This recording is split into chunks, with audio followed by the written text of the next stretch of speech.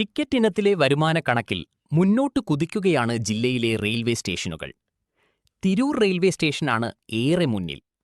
ഒരു വർഷം കൊണ്ട് തിരൂരിലെ വരുമാനത്തിലുണ്ടായത് 7 കോടിയിലേറെ രൂപയുടെ വർധനയാണ്. 2025-26 സാമ്പത്തിക വർഷത്തിൽ തിരൂർ റെയിൽവേ സ്റ്റേഷനിൽ നിന്ന് 39 കോടിയിലധികം രൂപയുടെ വരുമാനമാണ് ടിക്കറ്റ് ഇനത്തിൽ റെയിൽവേക്കു ലഭിച്ചത്. 2024-25 സാമ്പത്തിക വർഷത്തിൽ 31 കോടിയായിരുന്ന സ്ഥാനത്താണിത്. ജില്ലയിലെ ഏറ്റവും വരുമാനമുള്ള റെയിൽവേ സ്റ്റേഷനും തിരൂരാണ്.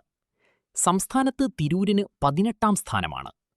വരുമാനത്തിൽ ജില്ലയിൽ രണ്ടാമതുള്ള കുറ്റിപ്പുറം റെയിൽവേ സ്റ്റേഷനിൽ 3 കോടി രൂപയുടെ വരുമാന വർധനയാണുണ്ടായിരിക്കുന്നത്. 3ാം സ്ഥാനത്തുള്ള പരപ്പനങ്ങാടിയിൽ 2.25 കോടിയോളം രൂപയുടെ വർധനയുണ്ട്. നിലമ്പൂർ റെയിൽവേ സ്റ്റേഷനിൽ 1.8 കോടി രൂപയുടെ വർധന. അങ്ങാടിപ്പുറത്ത് 32 ലക്ഷത്തിലേറെ രൂപയുടെ വർധന. ജില്ലയിൽ നിന്നുള്ള ഈ 5 സ്റ്റേഷനുകളും റെയിൽവേക്ക് ഏറ്റവും അധികം വരുമാനം നൽകുന്ന സംസ്ഥാനത്തെ ആദ്യ 45 സ്റ്റേഷനുകളുടെ പട്ടികയിലുണ്ട്. സംസ്ഥാനത്ത് 319 കോടി രൂപയിലേറെ വരുമാനം നൽകിയ തിരുവനന്തപുരം റെയിൽവേ സ്റ്റേഷനാണ് പട്ടികയിൽ ഒന്നാമത്. പാലക്കാട് ഡിവിഷനിൽ കോഴിക്കോട് റെയിൽവേ സ്റ്റേഷനാണ് ഏറ്റവും അധികം വരുമാനം നൽകുന്നത്. 218 കോടി രൂപയിലേറെയാണ് ഇവിടെ നിന്നുള്ള വരുമാനം.